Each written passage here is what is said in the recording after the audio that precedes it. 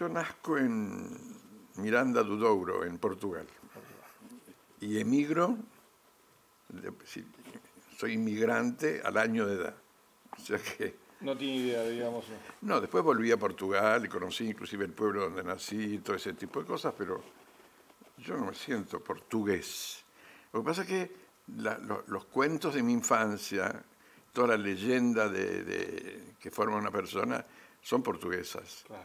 Pero yo lo reconocí cuando fui a Portugal, que en la Fundación Gulbenkian me contrató para un seminario doble a Stanislas Artaud, y al mismo tiempo tenía que culminar con un espectáculo.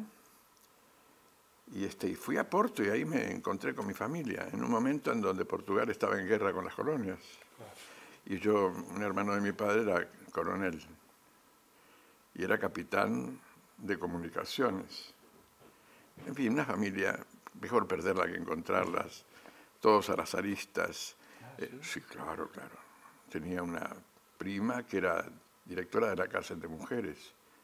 Un tío, de la parte de mi madre, que era ministro del Interior. Joyitas. Y cuando yo fui a poner eso, que fue un espectáculo bastante subversivo, que ni se enteraron, creo yo, porque el mismo grupo se censuró, sobre todo aquello de Artaud, El teatro del doble. el teatro de la crueldad. No, el teatro hizo doble no, pero Artaud por la influencia que tuvo sobre el teatro de la crueldad, ¿no? Mucho.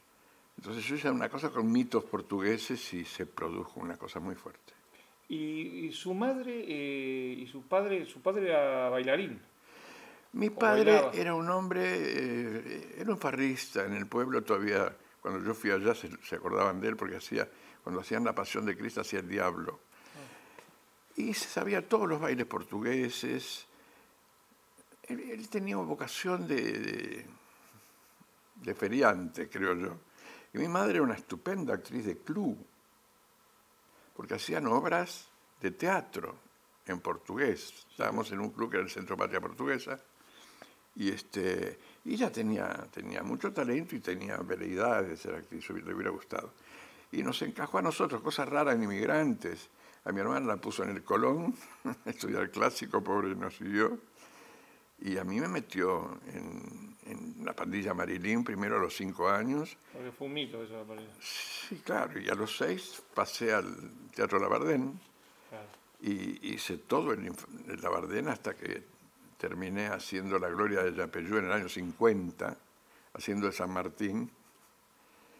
Y yo empecé a filmar ya a los 10 años. Hice varias películas, no de grandes papeles, pero en Almafuerte sí, por ejemplo, ¿no? De Amadori. De Amadori, que estaba la Pola Alonso y estaba... Sí, muchos comenzaron ahí, ¿eh? Sí. Bueno, yo hacía el primer alumno de Almafuerte, que después... Que lo hacían Narciso Ibáñez Menta, si no recuerdo mal, ¿no? Almafuerte. Sí. Sí, claro. Es que Ibáñez Menta era una excepción acá, un actor extraordinario. Sí. Pero excepcional, o sea, era un hombre que tenía continuidad, sabía... Yo estaba filmando con él, yo estaba asombrado, además lo iba a ver maquillarse y me enseñó muchas cosas, porque tardaba un montón maquillándose. Llegaba como a las 6 de la mañana para empezar a filmar a las 8 y pico. Y se hizo toda la cara de él más fuerte, ¿no? Con su cosa poseada, su nariz diferente. Era un trabajo extraordinario el que hacía. Un artista. Lo único malo es que era un español, en un criollazo como Almafuerte, era un poco gracioso. Pero usted igual creo que su primera vocación también fue la pintura. Sí, yo mostraba, tenía mucha facilidad. Y empecé a hacer los pizarrones a los 5 años, San Martín cruzando los Andes, y pintaba todos los días, trataba de copiar cosas. Y yo decía que mi vocación era la pintura, pero mi madre estaba empeñada en que yo fuera actor y me fue bien. O sea, en el Labardén yo empecé enseguida a hacer... ¿Y por qué no quería que sea pintor? Porque me decía que estudiaba en Bellas Artes a la edad que yo quería ir. Cuando terminé el colegio me dice, vas a ver desnudos muy pronto. Y mi vieja era portuguesa, que yo creo que... veas desnudo. No, yo creo que mi padre no la vio desnuda en su vida. ese tipo de... Sí, esa época también. esa época. Y, y bueno, estudié pintura después, pero mucho más tarde, no la dejé nunca, porque inclusive hacía caricaturas en el Labardén. ¿Y usted cómo se comienza a vincular con el teatro? Ya, sobre todo con su primera, porque su primera que hace de actor también, no solo la dirige, es Soledad para cuatro de Ricardo Alac, si no recuerdo mal, Sí, en el 65. sí. Pero, ¿usted cómo comienza de Labardén ya dice, bueno, esto profesionalmente yo voy a empezar? Yo no paré, Usted siguió linealmente. seguí inclusive, como yo siempre digo, yo ganaba más que mi padre. Mi padre era de gastronómico, no Claro. trabajaba en el Petit Café 18 horas, una cosa terrible. Y mi familia vivía de lo que yo ganaba en radio, sobre todo. Yo trabajaba mucho en radio y trabajaba otro chico más, Jorgito Arias. Éramos los dos que hacíamos todas las radios, de chico. Hacíamos de chico. Yo fui adolescente, galancete con Nené Cascallar en la radio. O sea, hacían radioteatro, Radioteatro, que sí. tenía gran público de audiencia. Sí. Pero en ese momento, imagínate. Y televisión tardé, sobre todo yo no hice televisión en vivo, pero no, yo no recuerdo haber parado nunca. Yo pasé de, de teatro de aficionados, inclusive un par de cosas que hice, e inmediatamente me llevaron al Cervantes y tengo un socio de actores de los más, 651. Ah, bien. Y me acuerdo que me hizo Sergio Malbrán cuando tenía 15 años. Y yo debuté en El último perro, profesionalmente, ya con un papelito, y debutaba Bianco ahí. Ernesto bien. Pero ya la diferencia de edad era grande. Bianco era ya un mozo muy adulto y yo era un chico. ¿Y cómo se vincula usted con la gente del Nuevo Teatro, que es uno de los grandes pasos que da? Eso fue realmente una cosa muy interesante porque nosotros teníamos por la generación el fanatismo de la cultura. Eso es una ayuda muy grande porque fue generacional. Claro. No es como ahora. Es individual por ahí, ¿no? Sí, todos van con su carrera a cuestas, como la cruz. Y entonces nos reuníamos en grupos de actores para estudiar. Y tal es así que en un momento determinado, mis padres que habían alquilado una casa en Oro y Charcas, que alquilaban y subalquilaban.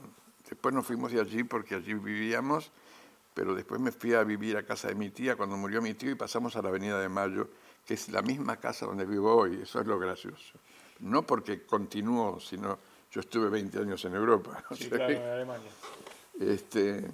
bueno, la cuestión es que se me ocurrió a mí armar un grupo para estudiar filosofía y teatro. Éramos 6.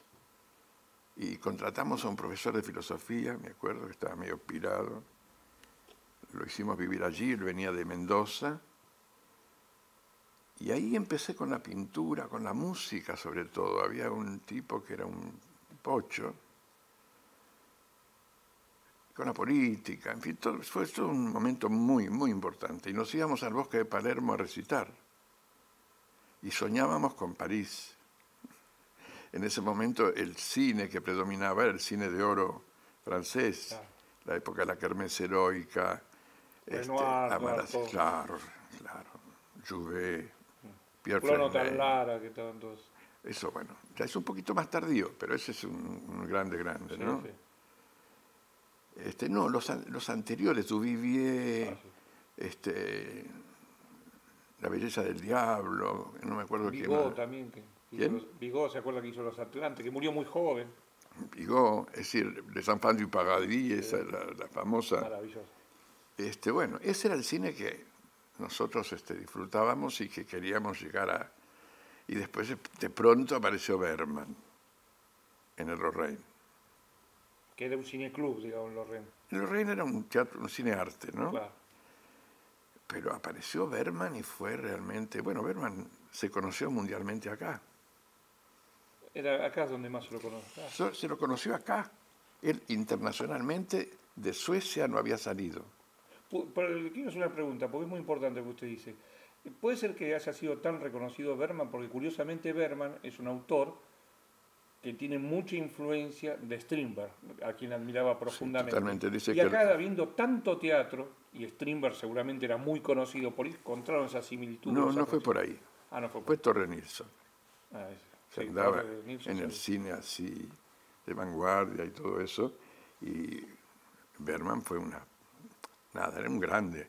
Y un grande con una formación clásica en el cine Y en el teatro. y en el teatro. Yo vi cosas de teatro de él. No es lo mismo en teatro que en cine. Y en Alemania, pobrecito, es un hombre que ha tenido muy malas críticas siempre en el teatro. Y allá en Suecia, en el cine también. Eso de nadie es profeta en su tierra.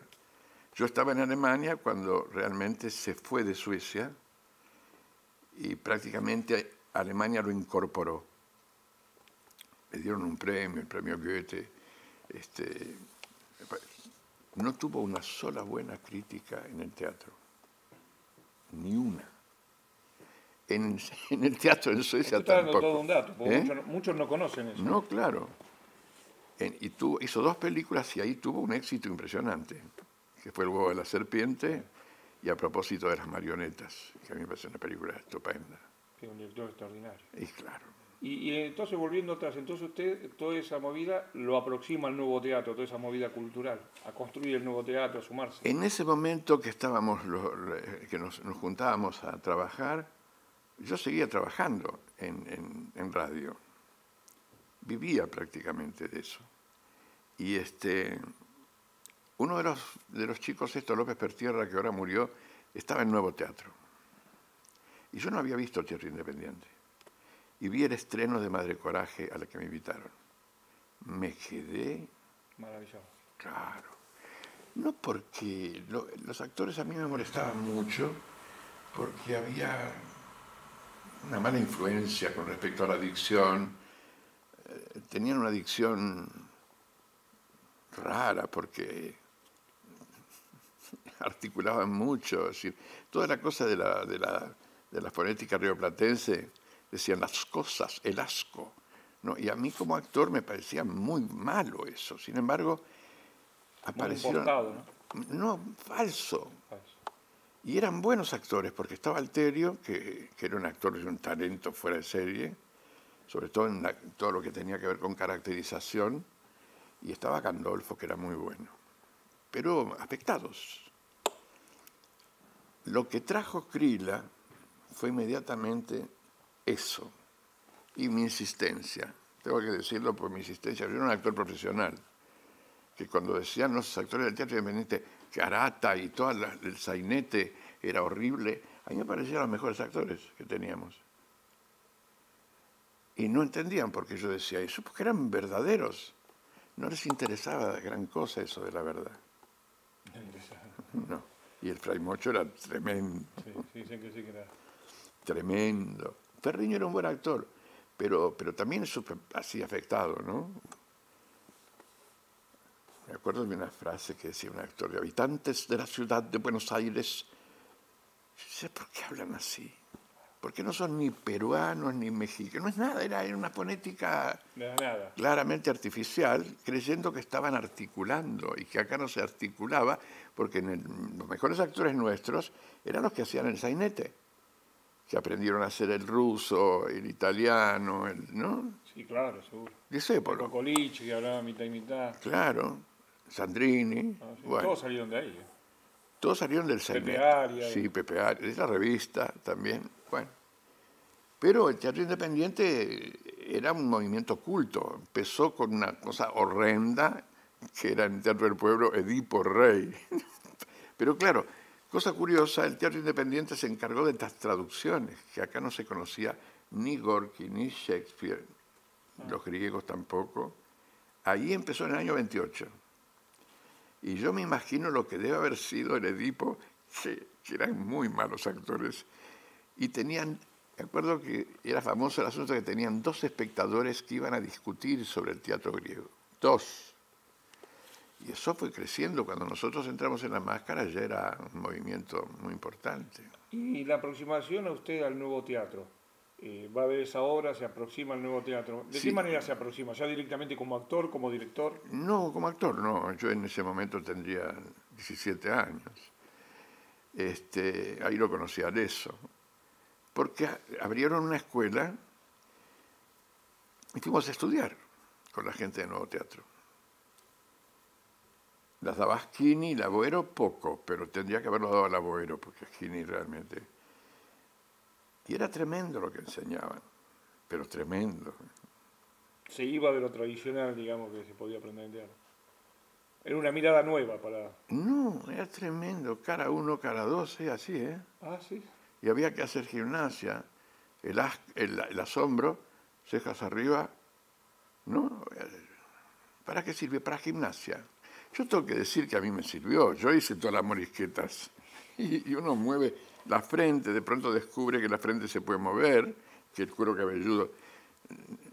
Hoy mismo hay gente que, eso no sé si te das cuenta, seguramente, las generaciones de hoy no tienen cara, no tienen, No tienen cara. no, es la cara de póker.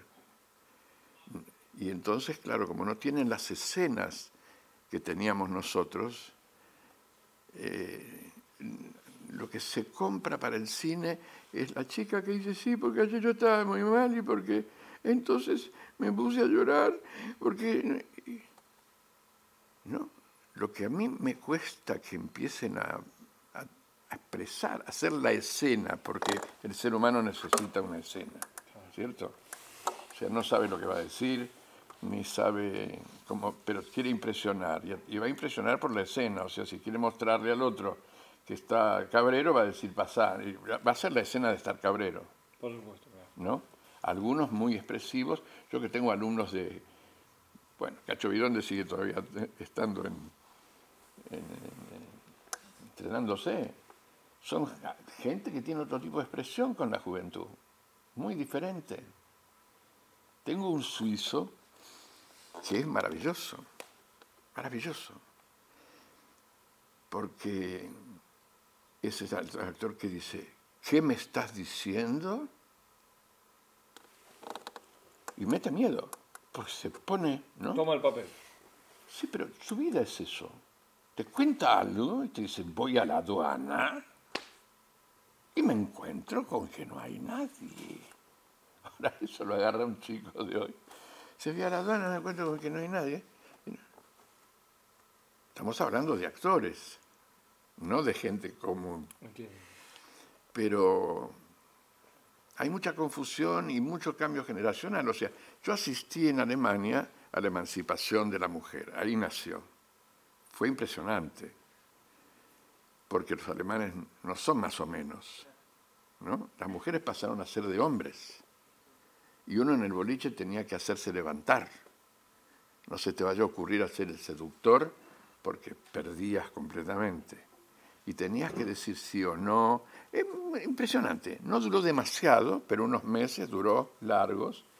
Acá todavía eso no se conocía, pero yo teniendo una escuela he visto generaciones de cuando las mujeres pasaron al ataque y los hombres se convirtieron en histéricos, porque claro, capaz que estaban besándose toda la noche y cuando se iban, Cada uno en su casa. claro, llámame.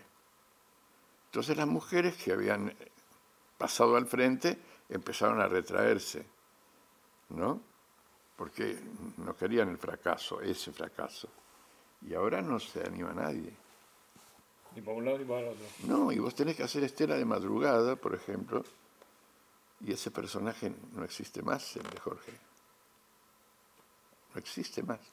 Ese tipo de seductor que podemos reconocer inclusive en el cine francés, en Alain Delon o en ¿cómo se llama? El otro. Gerard Philippe. No, eso es bueno, eso es más anterior. No, el que hizo en Sorpaso, el que hizo Amour ahora, Amor. Gassman. No, ahora no. No, un hombre y una mujer, Trintignant, Sí, Jacques Britain, sí. que era el tipo que miraba hondo, viste, que siempre más una estaba fatalidad, sí, buscando un amor, el amor, ¿no? Nada. Hoy son el muchachito y el muchachito y todo se concreta por Internet. Cuando hay seducción, que es una seducción clara porque se ríen. ¿Entendés? Y usted cuando deja el nuevo teatro, Augusto, pasa directamente a la máscara. No, en el nuevo teatro, ahí yo lo conocí a Agustín, y en el nuevo teatro estaba también Novoa, que había estado en el Sí, Pepe Novoa, Labardén, sí. Pepe Novoa. Empezamos Juntos. juntos a los 6 años. No, se produjo una escisión, una división entre toda la nuevo teatro, una gran pelea sobre todo de Gandolfo con Boero y Aschini, y prácticamente nosotros tomamos partido por Gandolfo, nos parecía. Había asamblea permanente, éramos nuevitos. Nosotros fuimos incorporados, sobre todo Aleso, Pepe y yo fuimos incorporados al elenco y no llegamos a estrenar nada, porque llevábamos una obra donde Gandolfo había dirigido y ahí fundamos el Teatro Juan Cristóbal. Juan Cristóbal, que es homónimo de la novela de Raimundo Le Yolanda. pusimos ese nombre por eso. Aparte, Raimundo Yolanda, que usted lo menciona varias veces, tenía la idea de que el teatro iba a ser el pueblo, ¿no? Y en En la en máscara la estaba máscara estaba el eslogan ahí escrito anterior a nosotros: el teatro será pueblo, no será nada. Y la experiencia con Juan Cristóbal, que ya ahí creo que concreta más proyectos, ¿es diferente? ¿Ustedes ya encaran el teatro de otra manera? ¿O más o menos la escuela del nuevo teatro es una continuidad? Es una continuidad. Digamos que yo personalmente siento que estaba muy enamorado del cine francés y yo veía que no hacían lo que yo hacía, pero curiosamente teníamos un espectáculo en Juan Cristóbal que fue León Sirena de Büchner, que dirigía un chico que no tenía la menor idea de lo que estaba dirigiendo. Yo no entendía mi texto, era muy bello, pero las críticas más elogiosas que he tenido en mi carrera son de ese trabajo. Y porque yo era un declamador. Yo saltaba de tarima en tarima, hacía cosas plásticas y lanzaba mi voz y recitaba. Y la gente decía ¿de dónde salió este tipo? Y justamente yo fui uno de los que renegó violentamente contra el teatro que se hacía. Y aparece en ese momento Marlon Brando. Porque el teatro que se hacía era el teatro del teatro Corriente, de la calle Corriente. Sí, Labat. Halcón era como moderno, al lado de Gómez Q, Sí, Labat claro, y de todo. la vieja escuela y que habían Imagínate. quedado ahí. Pero Halcón era un recitador también. Sí, sí. Entonces, pero era más joven y hizo El Guapo del 900 y compró a todo el mundo. Pero era un actor que recitaba todo el tiempo, no hacía personajes, hacía teatro. Buena la diferencia que marca. ¿Eh? Que es buena la diferencia que marca. Sí, porque él hace mutis, estoy disimulando, es dramática la cuestión, no hacía personajes. No es lo que se llama el realismo que aparece después. Y después, ¿cómo se entroca el grupo Juan Cristóbal con La Máscara? Que La Máscara era Una institución, ya era el teatro y que tuvo mucha posiblemente. influencia en el teatro argentino. Claro, y tuvo grandes directores, Sí. entre ellos creo que el italiano que vino a Brasil también, Celli, Sí, sí. un actor de cine. Sí, sí, ¿no? sí, sí. Pero se fue toda la plana mayor de La Máscara en una asamblea, se separaron, porque ya querían hacer televisión y ya querían hacer otra cosa.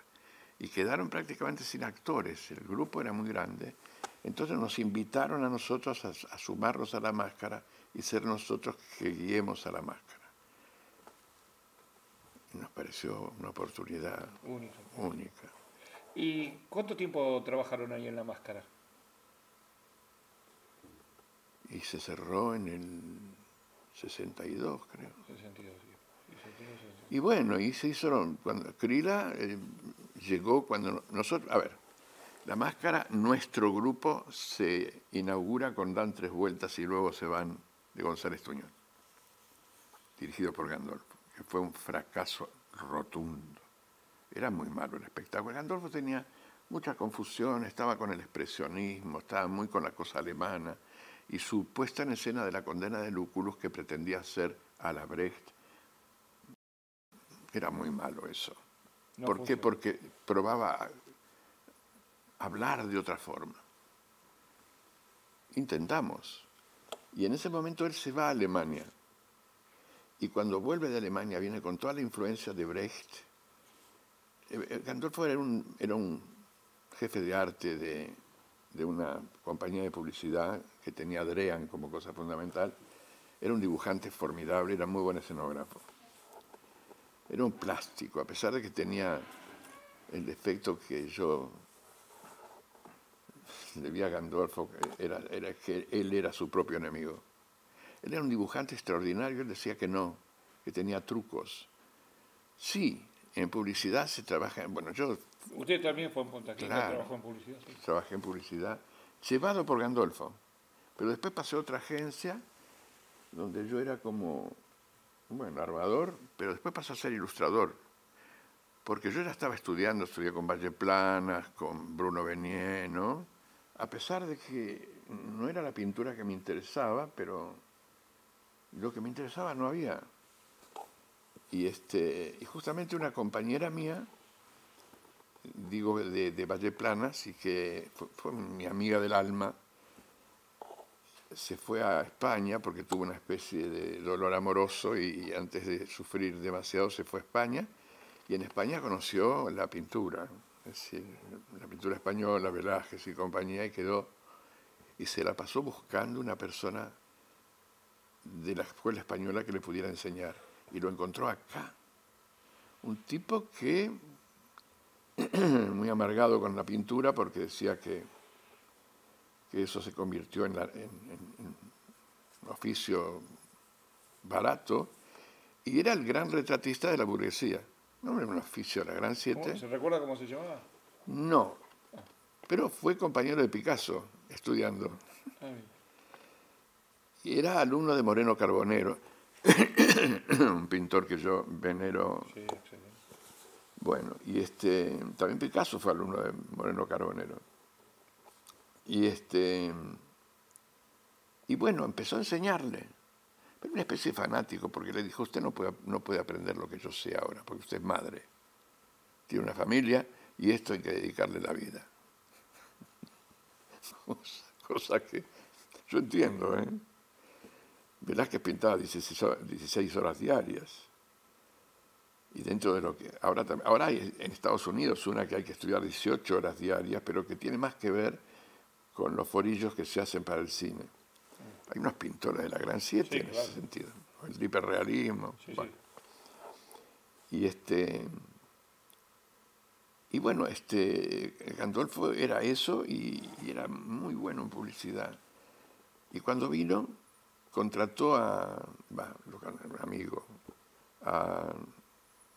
el que era el director de Grant Advertising, que era un pintor famoso de acá, bueno, ¿eh? Bernie, alguno de esos. No, Castanino, más Climent. moderno. Más moderno. Bueno, que pasó por distintas cosas. Fue muy bueno en el abstracto, pero después se cansó de eso porque él era publicista y empezó a hacer cosas un poquito más figurativas. Y yo creo que la pintura está desesperada. Entonces, la desesperación por encontrar un camino propio y seguir vendiendo, porque si no, no podía, ¿no? Lo perdió. Murió no hace mucho. Bueno, ese hombre lo contrató Gandolfo como escenógrafo. Policelo. No, es de la época de Polecelo, pero Ya lo voy a acordar. sí, ya me voy a acordar. Macchio. Ah, Rómulo Machu, Macchio. Rómulo Machu. Bueno, hizo una cosa picasiana, muy, muy a la Brecht. Lindo era. Pero Gandolfo no estaba preparado todavía para dirigir. Y eso se le fue de las manos. Sin embargo, yo tengo que decir que creo que fue mi mejor trabajo. Yo tuve mucho éxito en eso que hacía un drogadicto.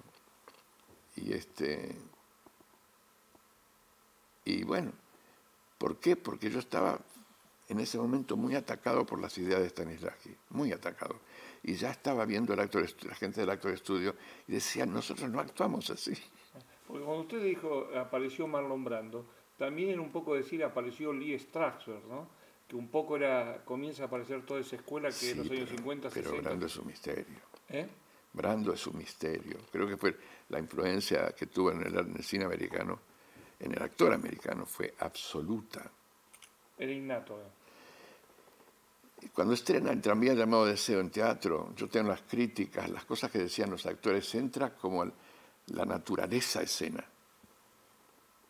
Parecía una persona y hacía cosas bueno, yo ahora ya sé lo que hacía, Sí, claro. pero yo en ese momento no entendía muy bien lo que hacía, entonces yo quería hacer eso. Entonces lo que se me ocurría es parecer natural, ¿no? Y con las emociones sí funcionaba, porque siempre funcioné, porque de chico cuando declamaba había que emocionarse, yo me emocionaba, nunca tuve problemas en ese aspecto. Y acá sí un ataque de nervios en escena que me salía bien. Entonces, y yo me motivaba siempre con una musiquita, de eso me acuerdo, que estaba muy pegado a los blues, y entonces el personaje iba diciendo siempre todo es muy triste, ¿no? En la obra, todo es muy doloroso. Y esa musiquita me metía en una especie de melancolía profunda y me ayudaba a entrar en el personaje este que se quiere rajar de la realidad. Y después empezamos con Stanislavski, porque no había nadie que nos podía enseñar, a hacer seminarios de discusión. Porque te había dos libros de Stanislavski, Mi vida en el arte Y la preparación del actor. Que después usted comenta, que quiero hablar también de su etapa alemana, que es muy importante, que en uno de los seminarios que ustedes organizan sobre Stanislavski en Alemania, no recuerdo el nombre, una directora y conocedora de Stanislavski dijo que en realidad el libro había sido muy censurado por el stalinismo. Eso fue en el homenaje a Stanislavski, en el Y ahí se Pompidou. enteraron ustedes que habían estudiado con un libro bastante censurado. Los rusos Sí. que vinieron nos desilusionaron. Stanislavski está absolutamente censurado. De Stanislavski no quedó nada original. Yo creo que sí, solamente que la terminología fue cambiada porque Stanislavski era muy orientalista, o sea, hablaba de alma, espíritu, y ahora en el último libro de Stanislavski que se editó enseñando a cantantes, ahora está como patriótico. La patria, el nuevo... Bueno, le hicieron la cabeza, pobrecito. Y usted también se pone al frente de la Escuela de Arte Dramático, Instituto de Arte Dramático. Claro. Usted y Agustín Aleso. ¿Y qué tal esa experiencia? Porque usted como que sale del teatro independiente y entra en algo que de alguna manera era más oficial, más dentro del sistema. Sí, no, yo entré porque yo hice mucha televisión, mucha. Primero que se hizo también mucho teatro en televisión, yo trabajaba en eso. Tuve un programa propio de teatro los sábados a la noche, donde yo mostraba escenas, explicaba cosas. Y después el Teatro Normal Leandro, que era el programa mejor tratado, porque todos los autores argentinos escribieron para el programa, pero inclusive con la ventaja de que si la obra no nos gustaba, no iba, no es que teníamos ese libreto y chao. Había posibilidades si estaba Yene, Cosa, Somigliana, todos, Arida Bornik. Bueno, y yo pasé a actuar, éramos tres, era Norma, Alterio y yo. Después Alterio se fue, y quedamos Norma y yo, dirigía Bonet. Y Bonet se fue. Entonces me propusieron a mí dirigir el programa. Y yo, la primera vez que dirigía televisión. Y bueno, pero ya había, donde yo tuve la suerte de que prestaran atención, fue cuando hice Fin de Diciembre de ALAC. Ese año me dieron todos los premios, como director, como la obra. Ahora creo que se estrena, ayer se estrenó. Ah, ¿sí? No lo sabía. Creo que Y- Lisandro, Ah, Lisandro, sí. la FIP, ¿no? ¿Cómo? No, Lizardo. Lisandro, creo que sí. Pero quiero decir, y usted tiene una propuesta y se va a Alemania, o sea, No, eso fue porque, a ver, cuando nos quedamos sin máscara, la verdad es que nos quedamos a la buena de Dios. Ahí fue que yo empecé a trabajar con ALAC, con 3 obras cortas que queríamos, porque yo fui el que estrenó Soledad para Cuatro, o sea, la primera obra del famoso naturalismo fotográfico fue esa. una obra Porque, hermosa, ¿no? sí, hermosa, y además lo que yo tenía ganas como actor, y todos, porque trabajamos al eso, la Berenguer, yo, en fin, fue un gran éxito la Soledad para Cuatro. Porque tenía ganas de hablar de Che, de qué querés, qué haces, pero todo. El autor argentino no existía. Escribían en poesía como, qué sé yo, las obras poéticas, o en todo caso muy formales, como los de la Mesa 10, Dragún y todas esas cosas, como lo del perro, ¿no? ¿No? Las historias para ser contadas. Sí, sí. Pero no había un teatro realista. Y teníamos ganas de hacer gente de la calle, no pensar cómo es un ruso, cómo es un italiano, ¿no?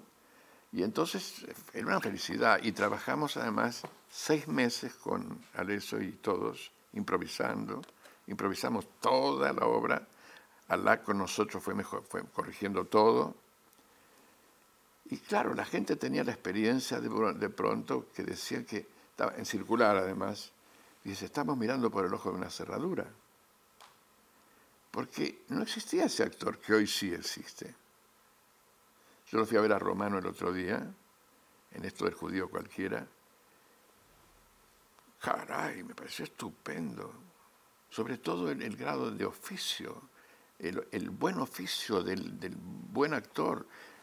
Solá haciendo esa tontería que hace, la testosterona a la mexicana. ¿No? Sí. No sé si la viste. No, no, Son actores, sí, tiene oficio, claro. pero un oficio, pero como los mejores del mundo, ¿eh? Y usted, disculpe que le vuelva a preguntar, ¿cómo es que aparece en Alemania después que dejan la máscara? Porque después de que la máscara se termina, Se produjo un desbande. sí, con el premio de fin de diciembre, a mí me entró el bichito del teatro como disciplina de conocimiento. Y era en ese momento muy grupal, parecía Living Theater, la imaginación al poder. Si estábamos llenos de esperanza, el 68. Fue maravilloso eso. Y entonces yo me fui a Estados Unidos, tomé contacto ahí con Strasberg, ya fui a la escuela de actor estudio, y vine a Inditela, hice un espectáculo con una obra americana, trabajaba Leso, Elena Tritek, y debutaba Rani Claro, Rodolfo Rani. en el teatro, porque habíamos trabajado en un programa que se llamaba Paloma a Domicilio de María Elena Walsh, y ahí lo conocí a Rani, debutaba Rani, debutaba también la mujer de Parito Ortega, ¿cómo se llama? Sí, La Evangelina Salazar. Evangelina Salazar. Y yo, éramos nosotros, ¿no? Y yo ya dirigía, ya estaba bastante famosiento dentro del medio. Y bueno, y trabajaba como actor. Ferriño pasó a la televisión, Gandolfo también, a hacer teatro. Y ahí hacíamos teatro. Y ahí trabajé en muchas obras. Las grandes comedias dirigidas por Renan, las grandes novelas, perdón. Novela, sí. Y a mí me tocó hacer el Julián Sorel de Rojo y Negro, de Stendhal. A mí me parecía eso muy malo, pero estaban todos encantados. No teníamos tiempo de hacer un pepino, y cuando de pronto yo recuerdo que tenía una escena donde estuvo bien lo que pasaba, me dice, no, hay que hacerlo de vuelta porque un problema técnico, así, ¿entendés? Y ya lo arruinás todo. Yo estaba muy infeliz en la televisión, me parecía una porquería, salvo en el programa de Norma Leandro. Ahí sintió mejor, más cómodo. Sí, ahí empecé a ganar libertad. Y una vez que usted llega... Sí, Te, perdón. te digo, Sí, entonces nos metimos en una especie de teatro laboratorio. de investigación. Digamos. Claro, entonces me acuerdo que empezamos con el teatro gestual, lo que hoy se llama el teatro antropológico o el teatro de Barba. Sí, sí. En ese momento yo no había visto a Grotowski, me parecía, el libro de Hacia un teatro pobre me pareció estupendo, porque el presupuesto ético que plantea faltaba, ¿no? La razón profunda Por el de cual la se hacía. función del teatro. Entonces nos agarró el ataque y empezamos a hacer maratones, en fin, trabajamos. Decidimos, porque eran toda gente que estaba trabajando. Lito Cruz hizo 2 películas, pero el asunto es si íbamos a ver si podíamos sustraer 4 horas diarias a nuestro laburo, porque todos vivíamos de otra cosa. Y entonces resultó, tuvimos un año juntos, hicimos una cosa tipo gestual, donde había cosas muy buenas. Estaba la Crila todavía, yo lo quería chequear eso porque no teníamos idea. Y en ese momento me toca ir a dirigir en Portugal y me hago una recorrida por Europa y veo que está todo el mundo en la de Grotowski, ¿no? Taparrabo, gritar, horrible me parecía. Y para colmo me tocó ver la danza macabra de María Casares y Alain Cuní, el teatro viejo, el teatro rico, no el teatro pobre. Y entonces me fui a Holsebro, me fui a la fundación de Lodin, donde estaba Barba. Barba no era un hombre de teatro, era un periodista. Me pareció horrendo lo que vi. Y ahí en el mismo teatro estaba un mimo discípulo de Etienne de Cruz haciendo lo que se llama la pantomima abstracta. Era extraordinario eso, sobre todo desde el punto de vista de la formación, ¿no? Y ahí dije, bueno, esto no. Y cuando nos tocó, bueno, eso después. Entonces volví a Buenos Aires y dije, chicos, olvidémonos, estos son ejercicios que se ha convertido en estética, pero no tiene nada de estética en serio. Y decidimos tocar algún tema que tuviera que ver con el hombre de Buenos Aires, porque queríamos saber quién carajo éramos, ¿no? Y entonces elegimos primero el descubrimiento del Nuevo Mundo de Claudel. No nos interesó tanto y apareció Peer Gynt. Y Peer Gynt era una obra que hacía mucho tiempo que no se daba en ninguna parte, cosa curiosa porque eso me pasa. Cuando empezamos a ensayar una versión de Peer Gynt para hacer una adaptación de Al revés de Peer Gynt, bueno, que se llamó La leyenda de Pedro. La obra de Ibsen sería... Claro, pero evidentemente nos llevó un año el trabajo de La leyenda de Pedro. Sobre todo yo quería empezar a ver qué carajo es la escenografía. ¿Por qué razón existe eso de la escenografía? Y quería saber qué era el teatro para mí, porque yo estaba metido en el teatro porque me metió mi madre y me fue bien, decía que tenía talento y ahí seguí. Pero O sea nunca, que estaba en crisis un poco. ¿eh? Estaba un poco en crisis, Pero en una crisis buena, no en una crisis mala. de búsqueda. Digamos. Sí, de lo que pasaba en el mundo. Estaba el teatro como una disciplina de conocimiento con formas propias del teatro para conocer. Y bueno, como había hecho un curso con Villon Rivier y demás, estaba con los grupos dinámicos y armé, eso estaba bien, cómo habíamos armado el grupo, cómo funcionaba. Yo eliminé todo lo que sea premio y castigo, ¿no? O sea, estaban acostumbrados a las críticas, a las evaluaciones del profesor, y eso lo eliminé tuve que empezar a encontrar otra forma, otros valores, otra forma de relación. Y fue tan exitoso todo eso, porque cada imagen que teníamos que construir, teníamos mucho tiempo, estuvimos un año. Entonces, ¿cómo se la construye a Solveig? cómo es el Pedro nuestro, el Per Gynt, el Per. Sí. Lo llevamos a Pedro, a un tipo de, ¿no? Y teníamos que ver qué eran los trolls para nosotros, y entonces pensamos que la mitología ciudadana trae al vampiro, y a Murnau, y a toda esa gente. A todo el impresionismo alemán, digamos. Sí. No, y la literatura negra de vampiros, hay una literatura Sí, sí. maravillosa. Sí, ¿vale? claro. Entonces, bueno, la cuestión es que vienen los que eligen los grupos a los festivales y vieron un ensayo y nos invitaron a la reseña de Florencia, a Nancy, que eran los dos grandes festivales. No habíamos estrenado todavía. El espectáculo era muy visual, muy visual. Los actores, digamos que estaban todavía bastante cruditos, pero el espectáculo estaba bien. Lo digo así, sinceramente, sin ninguna humildad, porque yo no creo haber hecho nada mejor. Porque todo el trabajo fue muy elaborado, todo fue muy elaborado. Y la pintura fue a parar allí. Ah, la pintura fue Sí, buena. sí, sí. Porque Nunca dejó usted de pintar, digamos. no, Podría nunca. pintar más o menos No, tiempo. yo Pero... soy mi propio escenógrafo siempre. Ah, perfecto. Eso bueno. No todos saben eso, que usted es su propio escenógrafo. Bueno, tiene que ver el programa. Claro. Sí, pero siempre uno ve a Augusto Fernández, director, siempre lo busca como director. Bueno, y entonces fuimos y tuvimos un éxito muy grande porque era la época en que aparecen en Nancy Bob Wilson.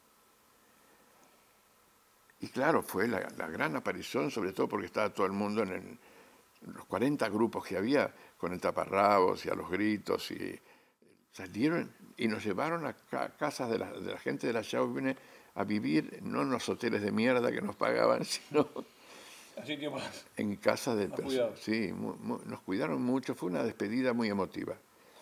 Y ya ahí, Peter Zadek, que es una especie de mito en Alemania, que era en ese momento, él y Peter Stein eran los dos héroes del 68, son los directores modernos que trajeron una ráfaga nueva.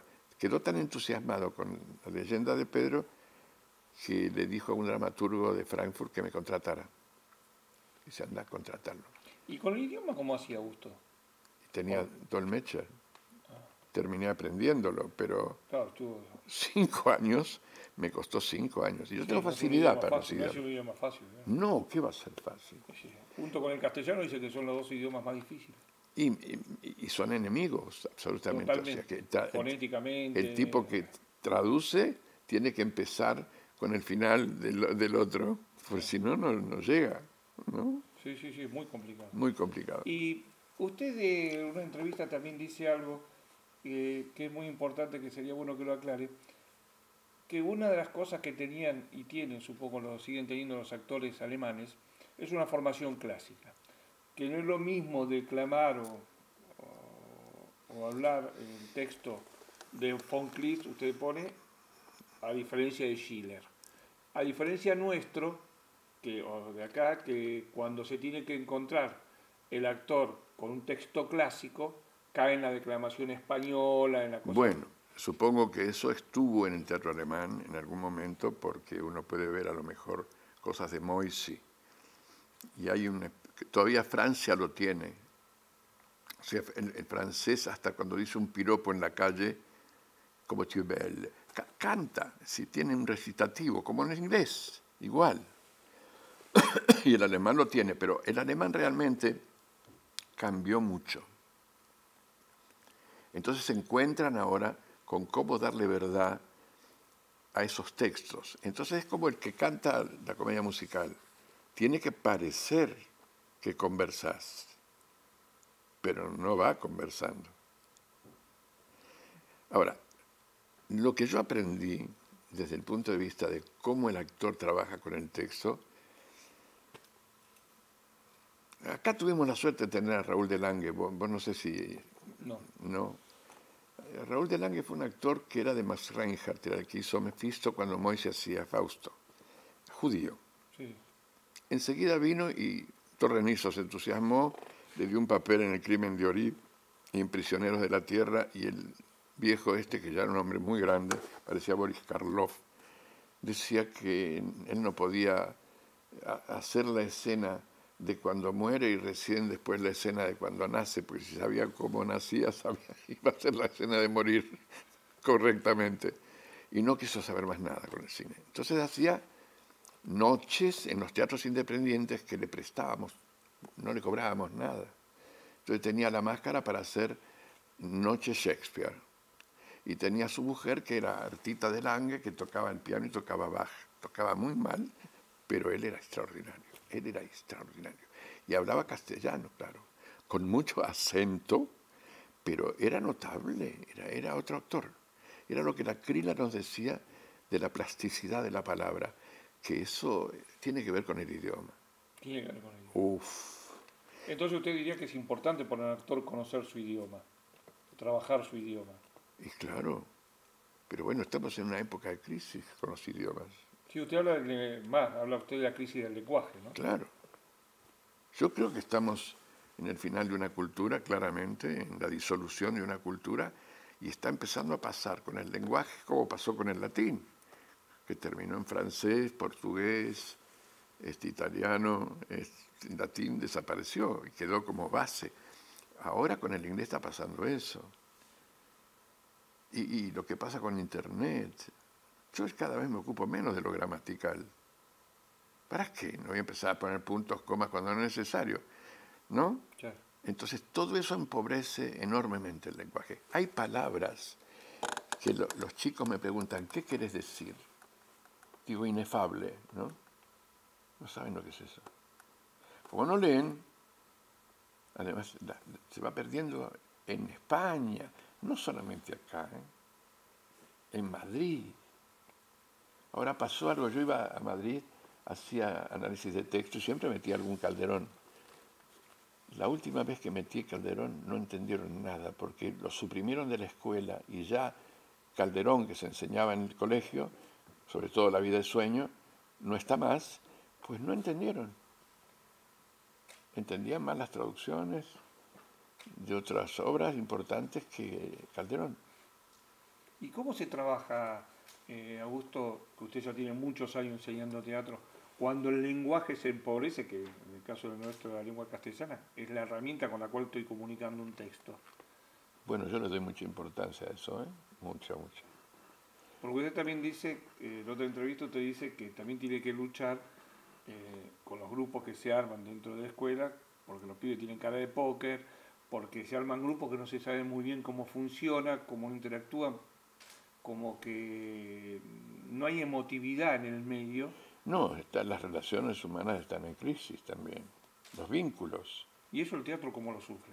Por alguna manera. Y lo sufre sobre todo el que quiere ser actor. Yo siempre digo, es decir, es posible que yo mueva mucho las manos, ¿cierto? No puedo hacer eso en el escenario, porque todo lo que yo hago compite con las otras cosas. Hay veces que yo voy a ver un espectáculo y veo que todo el mundo quiere mover las manos y mostrar que se mueve bien, pero estoy mirando eso. Compite con la palabra, ¿no? Pero el alemán en ese sentido tiene mucho desarrollo en todo lo que es estética, lo que se debe y no se debe hacer. ¿Eso se lo da una tradición también? Sí, claro. Oíme, en un momento la Crila decía, el actor francés no es el mejor de ese momento, es el alemán. Pero nosotros no veíamos el cine del Tercer Reich. Yo lo vi y tenía unos actores extraordinarios. Había uno que después saliera al nazismo que se llamaba Schegin, el grandote ese que hizo El Ángel Azul. Sí, claro. Ese era, a mí no me gustaba mucho, ya sé. Pero era el gran actor, digamos. Era un gran actor de teatro. De teatro, exacto. Que el cine ahí lo tomaron del hacía cosas de... Sí. Cosas, ¿cómo se llama? Emil Janin. Emil Janin, exacto. Pero entonces, ese teatro en el cual usted se forma, que es un teatro más expresivo, de curiosidad, de traer elementos fuera del teatro, como la literatura, la pintura, sí. que son otros géneros dentro del arte, pero que son incorporados. ¿Eso usted ahora cómo lo maneja? Porque al no haber tanta curiosidad cultural... Y yo Quedan igual. como muy monolíticos, solo teatro, Siempre ¿no? hay alguno. Sí, que destaca fuera. Sí. Pero digamos, es individual, ya no es antes que como usted se juntó con un grupo que tenía una No, curiosidad nosotros común. teníamos un apetito de... No teníamos idea. Nosotros creíamos, me acuerdo con Areso, que teníamos la sensación de que creamos el teatro de arte. De En la verdad. novela, claro. Porque cuando hicimos Cándida, no sé si Areso habrá contado, porque estuvo acá, ¿no? En la casa fuimos a hacerlo. Bueno, me acuerdo que estrenamos Cándida, empezamos a ensayar Cándida con la Crila. Y de verdad que ahí lo que yo aprendí en ese 6 meses de ensayo, no lo aprendí en muchos años después. Creo que todo el aprendizaje estuvo ahí. Y me tocaba hacer un papel que era muy distinto a mí, muy, muy distinto. Pero esta mujer trabajó tan bien con nosotros, no Stanislavski. Nosotros le armamos después la estructura de Stanislavski para enseñar. Ella era una actriz que sabía actuar, nos enseñó a actuar, nos habló de la continuidad, nos habló del tomar contacto con el otro, realmente no reaccionar antes de tiempo, bueno, todo. Y quisimos traerla a La Máscara y en una asamblea el grupo de La Máscara la rechazó. Porque todavía en el Teatro Independiente estaba la consigna de salir a los barrios, de no ocuparnos tanto de la formación. Y nosotros queríamos formarnos, la verdad sea dicha. Teníamos en ese momento un teatro, teníamos dinero, porque teníamos un grupo de apoyo grande. No vivíamos nosotros del teatro, pero Tenía con qué hacer teatro. ¿con qué hacer teatro? Y bueno, y me acuerdo que terminamos el primer acto y nosotros éramos la élite que ensayaba ahí abajo mientras arriba se pasaba lo de Usigli, que dirigía Atahualpa del Chopo, el gesticulador, y nadie venía ahí abajo. Y éramos pocos. Cándida es una obra de pocos personajes. Estaba Gandolfo, estaba Nelly Tesolín, Aleso, yo, dos más. Y fuimos a hacer el primer acto. Y fue tan emocionante que terminó el primer acto y la gente nos vino a abrazar llorando. Porque de verdad, en 7 meses el cambio como actores fue tan grande, aprendimos lo que era el teatro. De verdad, así de simple.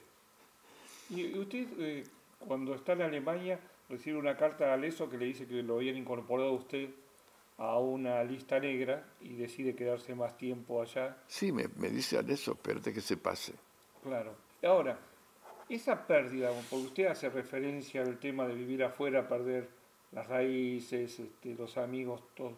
O sea, quedar un poco aislado, ¿no? Perder el idioma. Perder el idioma. ¿Eso cómo va a influenciar? ¿De qué manera influencia en usted como hombre del teatro todas esas pérdidas? ¿Cómo las maneja dentro del Y teatro? yo creo que es como siempre, la adversidad sirve para templarse, para aprender algo. Para mí reconocer que un idioma, por no tenerlo, yo no podía contagiar.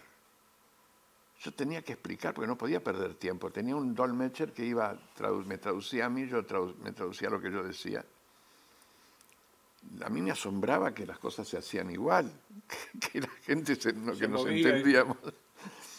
Y sobre todo con el que yo hice La vida de sueño de entrada, y el actor que hacía Segismundo era extraordinario.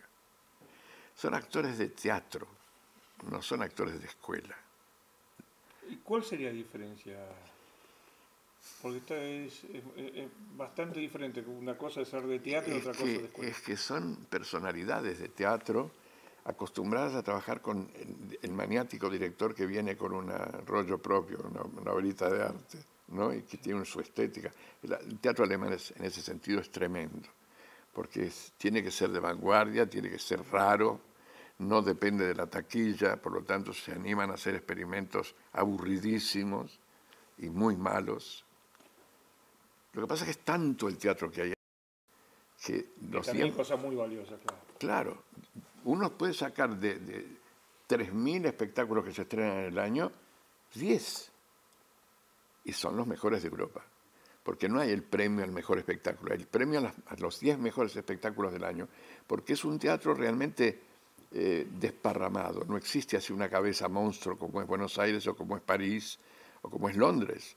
No, realmente el teatro y los buenos teatros están desparramados por Düsseldorf, por Bochum, que es un lugar chico, Wiesbaden, que es como Berazategui aquí, Sí. es el teatro de Pina Bausch. Claro. O sea que la ciudad se da el lujo de mantener a Pina Bausch, una figura internacional. Bueno, eso aquí nada, tampoco en París, a pesar de que el Teatro Nacional Popular estaba en Lyon. Pero así, Aviñón, Lyon, ¿no? Sí, manchones, digamos. París es Sí, siempre fue el centro. la gran cabeza. Y Berlín empezó a ser, después de la caída del muro, porque se sumó a Alemania del Este, que tiene muy buen teatro, Sí. y entonces pasó a ser realmente Berlín Ensemble, el Gorki, es decir, una serie de teatros que hay en Berlín que son muy buenos. Yo le quiero preguntar por relaciones directas que usted ha tenido con el teatro, como por ejemplo Lee Strasberg. ¿Cómo fue su relación con él y qué significado sigue teniendo Lee Strasberg para el teatro? Que fue toda una influencia, un peso grande dentro del teatro, ¿no? Peso pesado grande. Impresionante. No sé, yo estaba muy, muy tomado por esa idea cuando fui a Estados Unidos por primera vez en el acto de estudio. A mí me parece un mago. Strasberg era un mago, porque yo veía a los actores que pasaban con tal cosa y tal otra, y lo que Strasberg luego les daba como herramienta, sé qué te puedo decir. Yo, por ejemplo, trabajé bastante porque estando en Alemania, yo lo llevé a Strasberg a Alemania. Sí, sí, lo Bueno, sé. y después conseguí que Alemania nos pagara a un grupo de directores y actores Un seminario. una beca para tomar seminarios con Strasberg 2 meses, de todos los días, en Los Ángeles.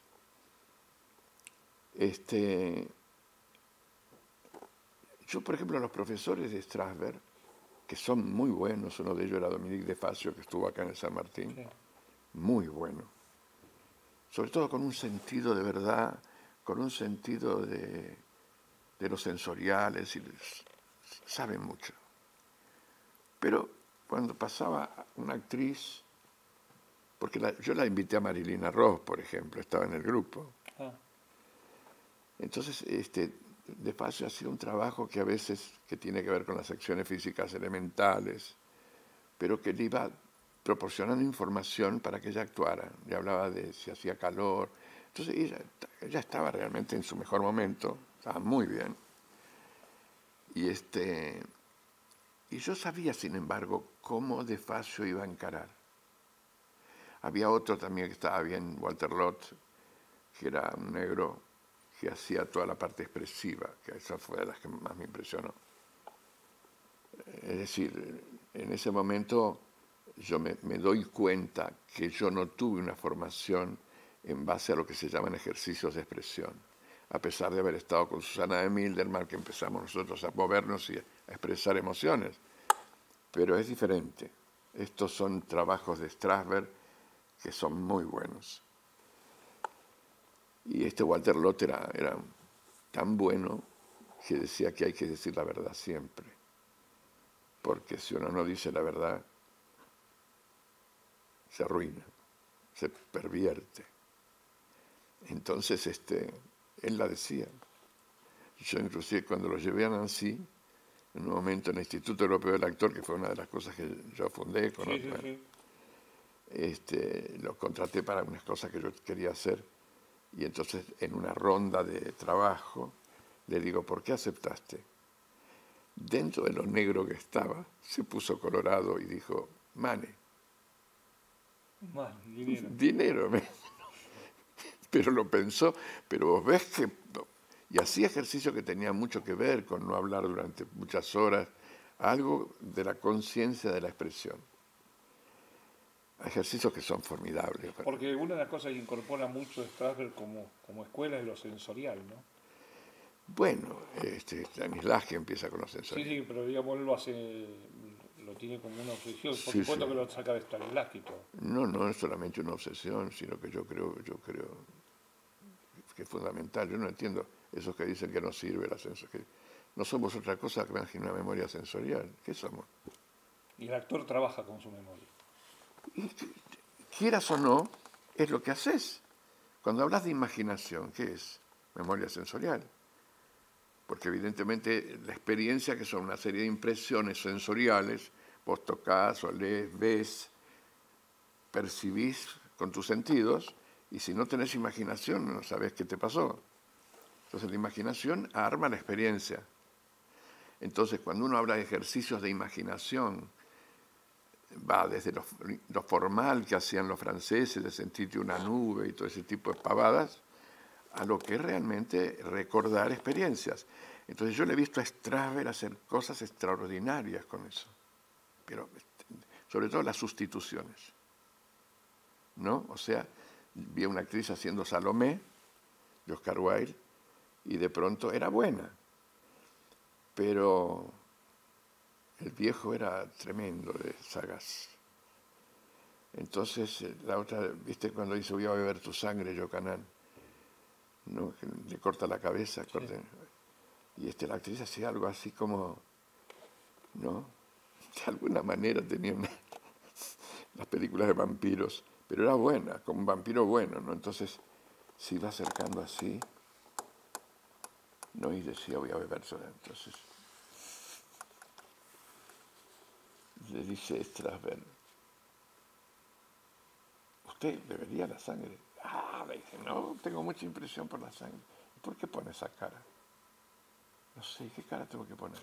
No, como si le gustara la sangre. Bueno, es lo que yo trato de hacer. Dice, ¿qué se comería usted con ganas? Bueno, llegamos a la torta de chocolate. Mandó pedir una torta de chocolate. Lo que pasó fue milagroso con el cuerpo. Porque inmediatamente que empezó a mirar, primero hay una diferencia entre mirar y ver. Les cuesta mucho a los actores aprender la diferencia, porque están acostumbrados a mirar, pero a no ver nada. Porque si yo te veo, ves que yo te veo. Entonces me cuido mucho de ver concretamente. Y pero a usted eso también se lo facilitó la pintura. No, eso me lo facilitó el teatro. Ah, el teatro. Sí. Es decir, es que da mucha vergüenza ver a la gente, verla, no mirarla. ¿Entendés? Entonces, esta diferencia fue para mí fundamental, como comprender la diferencia entre ver y mirar. Y yo di clases para cine, para directores de cine. Entonces, un ejercicio que había inventado que era bueno, que era que a veces los directores te dicen, bueno, estás mirando una película y te ponen en plano, ¿no? Y bueno, ves un carajo. Entonces, la diferencia en que se imaginaban la película que estaban viendo, se veía en cámara y veía que miraban para adentro. Porque hay una de las cosas que tarda el actor en darse cuenta, es que ver es ver.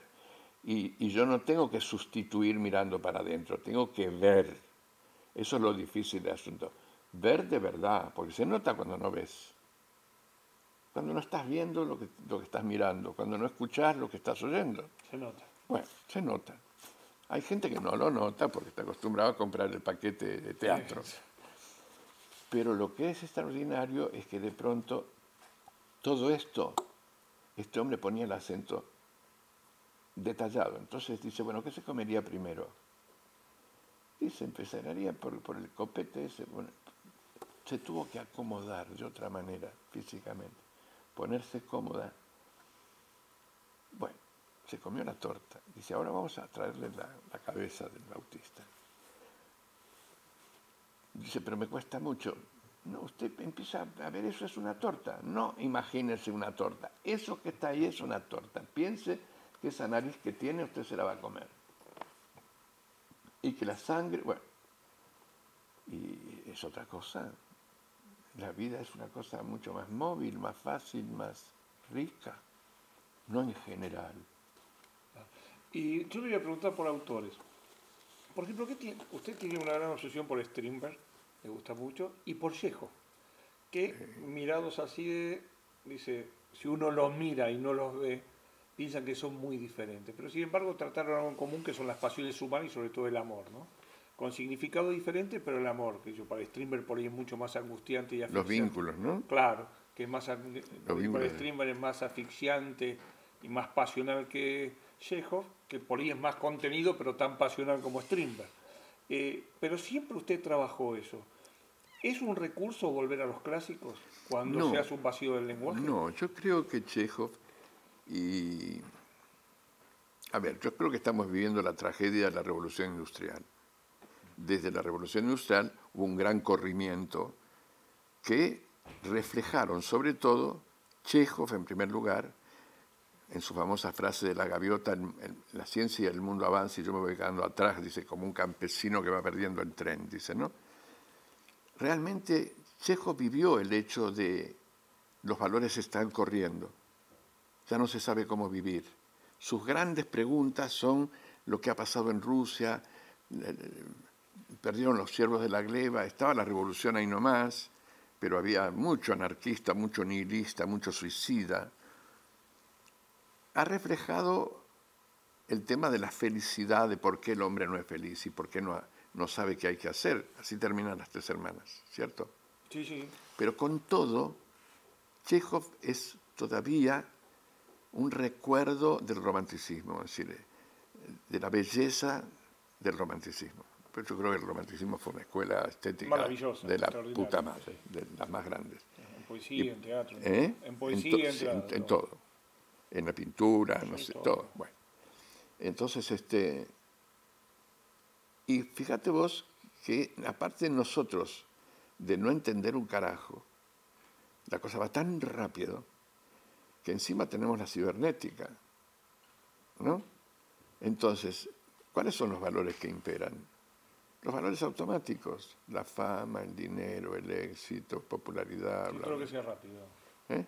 Rápido, no sé si rápido, yo creo que tiene que ver con que los grandes valores no están más. Y la gente se aferra para tener alguna referencia a la verdad, a la mentira, ¿viste? Son todos mentirosos. Porque la verdad, ¿qué es? A mí me impresionó mucho el fracaso del futuro que dice Octavio Paz cuando fue su premio Nobel. Toda la teoría del fracaso del futuro es así, es tal cual. ¿Qué tenés como meta? ¿Cuál es? Bueno, diferentes ideologías, pero el catolicismo es un fracaso absoluto. Y los movimientos protestantes son como grupos, hay que agarrarse a algo. Pero el humanismo, el hombre nuevo de la izquierda, ¿dónde está? ¿Dónde está? Es decir, yo creo en eso y creo que Strindberg fue, digamos, empieza la estética de la fealdad. O sea, es como el expresionismo, como el grito de Munch. O sea, así como Chekhov es un recuerdo de la belleza, ¿no? El impresionismo, bueno, yo creo que para mí es una de las escuelas más grandes que existe, sobre todo en Proust, qué sé yo, para mí Proust Sí, sí, es todo. es Es una maravilla. una maravilla. Y un maestro, un gran maestro. Aparece la memoria sensorial, aparece la idea de la memoria sensorialidad, de la sensorialidad como cosa fundamental. Sí, los sabores, los gustos. Todo. Y además la idea de recuperar eso que hace la imaginación, o el arte, mejor dicho, como que ahí está la verdadera verdad. Porque uno lo que cree que es verdad, a medida que vive, y lo va tapando con creencias del momento, con ganar una discusión y creer que así pienso yo. No me voy a casa y digo, sí, de verdad creo lo que dije. Y esos artistas que usted, volviendo a Strindberg y a Chekhov, que también van a tener que ver con la respuesta, pero usted habla de emergentes, y nombra Van Gogh, nombra Artaud, también podríamos poner a Baudelaire, podríamos poner a Toulouse, esos artistas que eligen la locura o no eligen, llegan a la locura para no reventar, como recurso, caso usted lo pone, que es una idea interesante esa, ¿no? Pero ¿fue un momento de la época o sigue siendo un recurso la locura como para no reventar dentro de un mundo donde el lenguaje está en crisis, las imposibilidades son cada vez más manifiestas? Yo no creo, yo creo que se ha apelado en un momento, debido a la crisis de la expresión que hubo, larga, Sí, sí. así como se llegó a pintar automáticamente, creyendo que hay que conectar con un plano irracional para el arte. Y entonces llegaron la idea a los expresionistas, sobre todo. Hay un trabajo de Jasper sobre eso que es muy bueno. Es excelente. ¿Lo leíste? Sí, sí, lo decía Persón, sí. Bueno, evidentemente, cuando dice el único verdaderamente expresionista es Van Gogh, ¿no? Porque los demás son chic, es toda la gran burguesía que quiere parecer automático, espontáneo, irracional, no intelectual. Pero son momentos, ahora también. ¿Qué es el arte conceptual?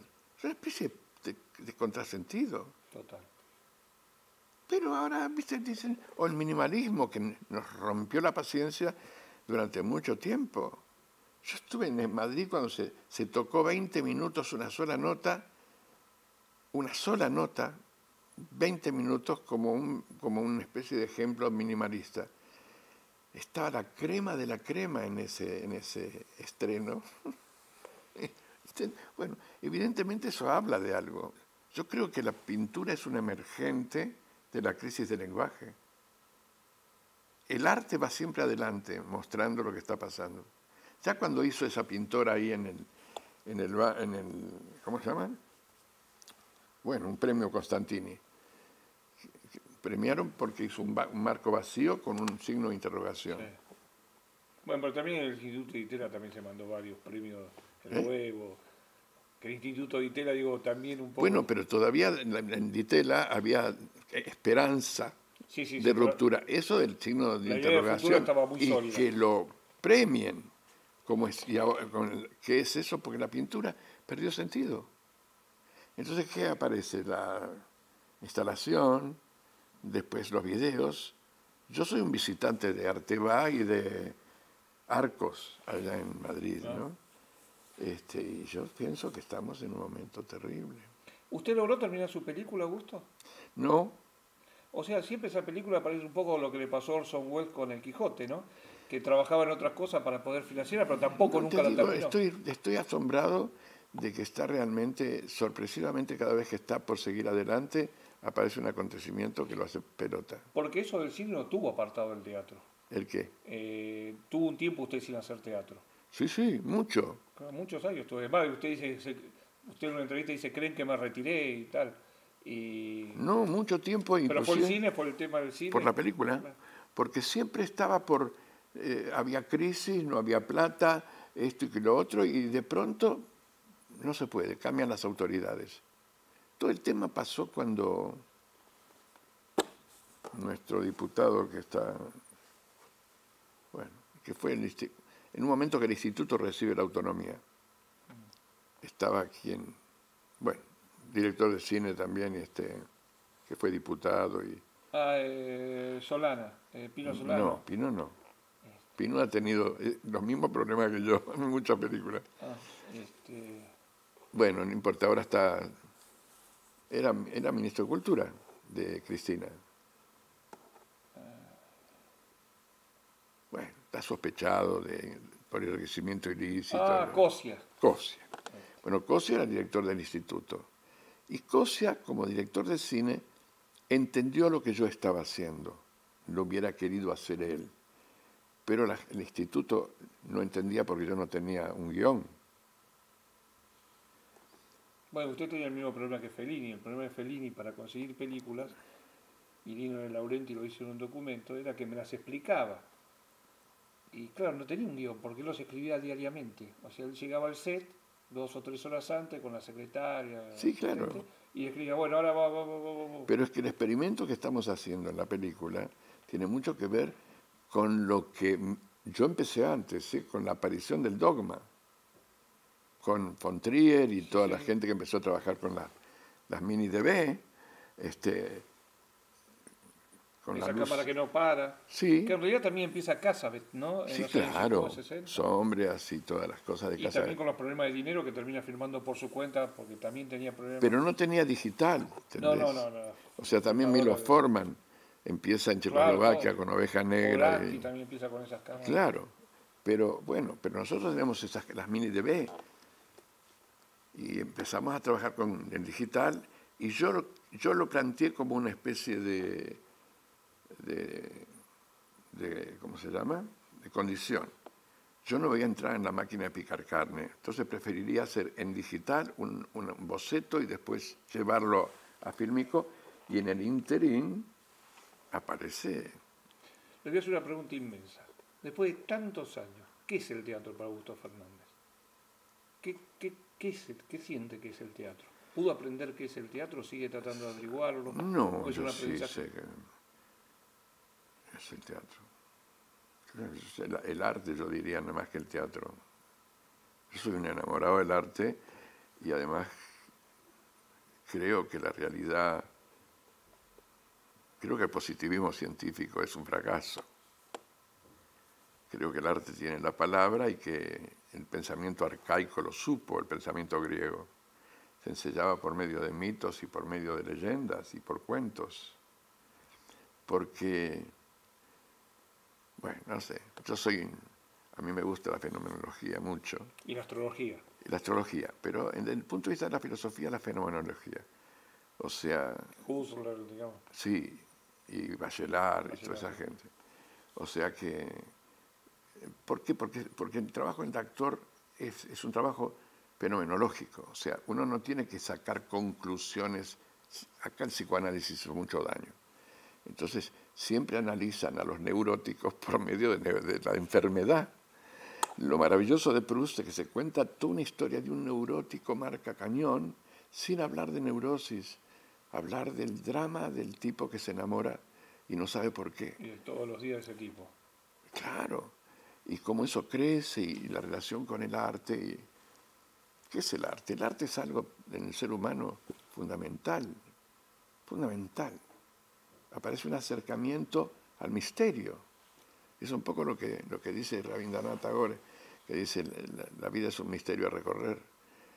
Y yo creo en eso. Y no me quiten el misterio porque me la arruinan. Porque no creo que tengamos las facultades para saber que hay una dimensión que yo que estoy metido en 2 dimensiones y que no las controlo, que no sé, ¿no? Y tiene esperanza de terminar la película. Sí, yo sigo. Yo soy ¿Y la tecnología le ha ayudado al teatro? mucho, mucho. De hecho, puede filmarse las obras con una calidad Sí, no y solamente con un eso. registro de Yo estaba en Alemania y he tenido experiencias muy espectaculares. Claro, porque a diferencia del cine, digamos, donde uno, bueno, monta la película después de mucho, el día que uno va a filmar una obra de teatro, tiene una obra de teatro de las 50 representaciones que se hizo, ¿no? Que son todas Sí, diferentes. todas diferentes. Y bueno, pero yo en teatro te puedo contar una anécdota Sí, que es por realmente supuesto. fuerte. Nosotros acá yo soy un tipo que soy un iluminador del teatro porque tengo una formación. Inclusive estudié con Saulo Benavente bastante y fue una ayuda enorme, o sea que sé hacerlo. Y claro, a la Argentina. Con lo que haya. Sí, sacame el 5, escalera, va allí, van, ponen, bueno, tardás 3, 4 días y a veces sin dormir. Entonces en Alemania se hablaba mucho de la iluminación de la leyenda de Pedro, que era muy curioso, yo creo que no estaba bien. No estaba bien porque los reflectores llegaron a último momento, entonces no tenía suficiente luz. Solamente que como detuve 3 días al teatro por iluminar, ya empezaron a hablar de los sudamericanos, lo bien que iluminan. Y el Forum Theater era un escenario alto. Entonces, de manera que no veían las luces en el piso, las veían arriba. Y yo estaba al lado del iluminador que se olvidaba todo. ¡Sácame 2 paneles! Se hablaron maravillas de la iluminación. En general el espectáculo gustó mucho. Toda la gente, todavía hoy es medio mítico. Y bueno, me contrataron, se concretó 2 años después lo de Frankfurt, y estaba en ese momento, yo estaba realmente podrido de Europa, del viaje, entonces decía todo mucho.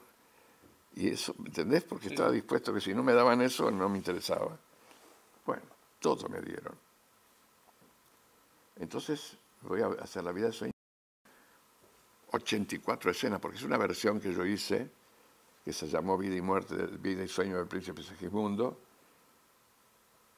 donde hice, mezclé 4 obras y saqué todo el tema Rosaura, todo el tema de la mujer vestida de hombre, y, bueno, que era algo de la moda de la época. Bueno, entonces llegó el momento de iluminar. Teatro de Frank, un teatro parecido al San Martín, creo que era el mismo arquitecto inclusive. Bueno, entonces viene el tipo de la iluminación, dice, bueno, señor Fernández, ¿qué dice usted? Digo, ¿cuántos días hay para iluminar? Me dice 2. Lo que me pasó a mí, digo, ¿qué? 2. Esto no puede quedar así.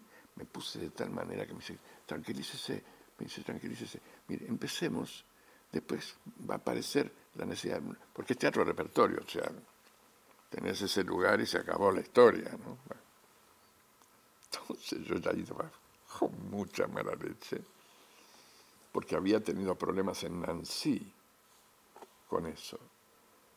Y entonces estaba dispuesto a irme. Entonces me siento en la platea, el tipo se sienta al lado mío y me dice, bueno, ¿cómo empezamos? Digo, muéstrame lo que tiene. Un arsenal. No sabes lo que es. Todo, me dice. Digo, sí. Bueno, tenía paneles en toda la sala que hicieron así, empezaron a hacer así. Salían baterías de todo tipo. No solamente eso. Cuando termina, yo tenía ganas de empezar a gritar. ¡Oh! ¡Oh! No! Pero me tenía que hacer el profesional. Y entonces del otro lado pasa lo mismo y empezó del techo. Entonces cuando terminó, digo, bueno, sí, tenemos suficiente, ¿no? Me dice, no, pero falta el escenario. Un escenario como el Martín Coronado. Así de grande, con 50 de fondo. Empezaron a bajar los puentes, con gente arriba. Y movía un aparatito que los reflectores hacían solos, iban a donde vos querías. Claro, una tecnología que no se conocía acá ni cerca. Ni cerca, pero ni adivinar. Claro, acá se hacía teatro con 2 veladores. Bueno, entonces, ¿sabés en cuánto tiempo pusimos toda la obra? 20 minutos. Claro. Yo no podía creer. Eso es la tecnología. ¿Eh? Esa es tecnología. Claro. Pero podíamos pintar inclusive. Pintar con colores, con gelatina, porque tenían, no sé, y todo eso después queda en computación. Pero usted sigue averiguando qué es el teatro, o ya sabe qué es el teatro. No sigo averiguando lo que es el teatro. Para mí es un misterio. De todas maneras, el arte es un misterio. Magia. ¿Eh? Es una magia que sucede Sí. una noche. Yo todavía sigo pensando por qué este sí, aquel no. ¿Y le es difícil elegir los actores para la obra? ¿O usted cuando ya está viendo la obra ya eligió los actores? Ya dice, bueno, independientemente si después pueden hacerlo o no. Pero usted dice, esto es para tal. Y digamos que uno tiene que adaptarse a lo que hay. Se ha clavado a veces con algún actor y dice, con esto no. Mucho, siempre. Siempre. Ah, Hasta con un gran actor como Ulises Dumont. Me acuerdo, yo estrené acá el campo de la Gisela Gálvaro con Inda Ledesma y Lautaro Murúa, que estaban colosales. Pero Ulises no era para el papel. Como era un buen actor, en un momento yo dije, eso sí lo aprendí, cuando uno ve que no va, no va, no insistas. Yo se lo digo siempre, porque uno insiste y por ahí hace un progreso y cree que lo va a sacar y uno se hunde con él. Sí, me ha tocado, yo hice La Gaviota en Alemania con un chico que era del cine, que era muy bueno, yo le tomé una prueba. Y después cuando ensayamos, el tipo que acostumbraba al ¿Y hay cine. actores que funcionan mejor en cine que en teatro o en teatro Bueno, mejor este que en pibe cine? era un actor de cine, en teatro no podía repetir una sola cosa. pero no es que no podían repetir un tono, no podía, no se acordaba lo que hizo, no hacía, Era de cine. tenés que empezar a ensayar todo de vuelta. Bueno, Augusto Fernández, muchísimas gracias por esta charla en nombre de la Biblioteca del Congreso. Se lo agradezco mucho. El mensaje que yo le doy a los actores es que se tienen que formar todo lo que puedan en todo lo que puedan. Ni hablar de los directores.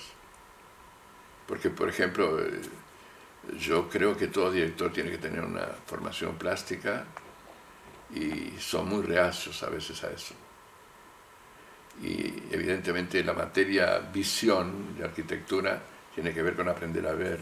Y uno cree que sabe ver, y uno se da cuenta aprendiendo pintura que no sabe ver. Lo comprueba. Se desarrolla otra forma de mirar. Y así pasa también con el lenguaje y pasa con muchas cosas. Y yo diría que no desestimen nada para aprender.